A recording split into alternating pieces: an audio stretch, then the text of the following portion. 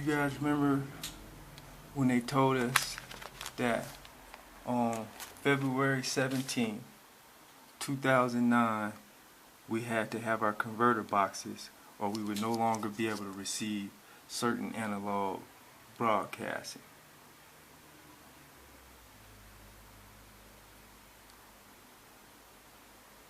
For me, this was significant because I've had the opportunity to read several religious publications, including the Holy Bible, cover to cover, as a result of a 10-year tenure that I did in the Colorado Department of Corrections for a self-defense matter. Kind of like Moses had to defend one of his people against a vicious assault and found himself exiled for manslaughter. Found myself in the same position.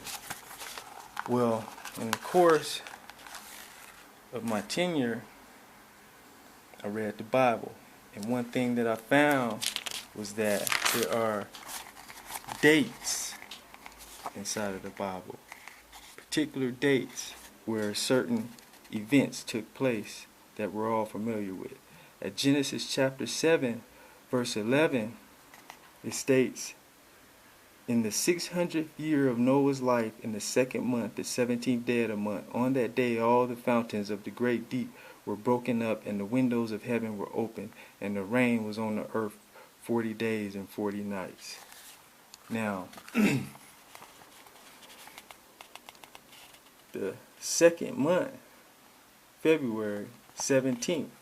So I had previous knowledge that there was definite mixing of church and state, so I knew that the government was intertwined with religion. So I knew that it was not a coincidence that the date of the flood in Noah would start on the same time, that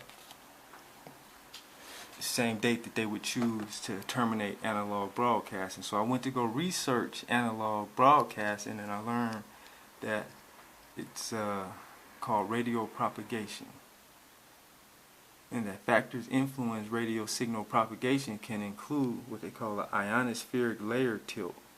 Now, the ionosphere is the outer layer of the Earth's atmosphere that's attached to the Earth. So I figured the only way for the ionosphere to tilt is if the whole Earth was tilting.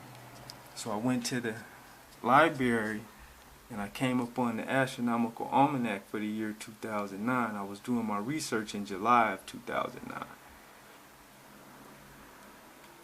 So it's data for astronomy, space sciences, geodesy, surveying, navigation, and other applications. It's issued by the Nautical Almanac Office, United States Naval Observatory, by direction of the Secretary of Navy and under the authority of Congress.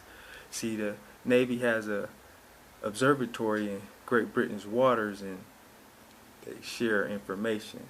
One of the things that they're tracking is geodesy. Geo means the Earth, odyssey is a movement. And it's issued by the U.S. Government Printing Office. So I looked in the Astronomical Almanac, and there it is, the obliquity, the true obliquity 23.26, and at February 17th we were at 23.07, but we were still at 23.